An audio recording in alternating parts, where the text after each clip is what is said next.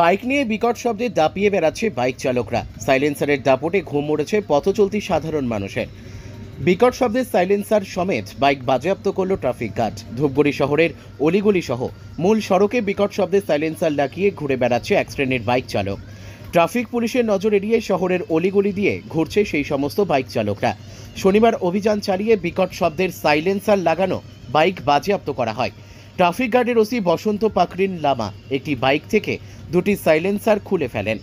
যেখানে বাইকে একটিমাত্র সাইলেন্সার লাগানোর কথা, সেখানে এক শ্রেণীর বাইক চালক দুটি করে সাইলেন্সার লাগিয়ে ঘুরে বেড়াচ্ছে। সন্ধ্যা নামতেই এই সমস্ত বাইকের দাপটে পায়ে হেঁটে চলাচল করতে ভয় পায় শহরবাসী। ট্রাফিক গার্ড সূত্রে খবর, এলাকায় শব্দ দূষণ রুখতে কড়া পদক্ষেপ নেওয়া হবে। দীর্ঘ সময় ধরেই এলাকায় শব্দ দূষণ রুখতে নানা রকম সচেতনতামূলক প্রচার চালানো হচ্ছিল পুলিশের পক্ষ থেকে।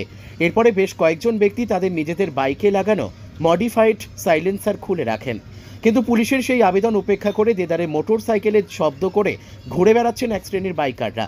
অভিযানে শব্দ দূষণকারী মোটর বাইক চোখে পড়তেই সেই বাইক আটক করেছে ট্রাফিক পুলিশের কর্মীরা। শব্দ দূষণ যন্ত্রের মাধ্যমে পরীক্ষা করার পর 60 ডেসিবেলের বেশি শব্দ দূষণ তৈরি করা মডিফাইড সাইলেন্সারগুলিকে সঙ্গে সঙ্গেই বাইক থেকে খুলে নিচ্ছে পুলিশ। পাশাপাশি বাজেয়াপ্ত করা হচ্ছে বাইক। ট্রাফিক গার্ডের ওসি বসন্ত পাকরিন লামা জানিয়েছেন, ধারাবাহিকভাবে অভিযান চলবে। ট্রাফিক পুলিশের উদ্যোগকে সাধুবাদ জানিয়েছে শহরবাসী। ধূপগুড়ি থেকে ভাস্কর মহন্তের রিপোর্ট, আমাদের টিভি।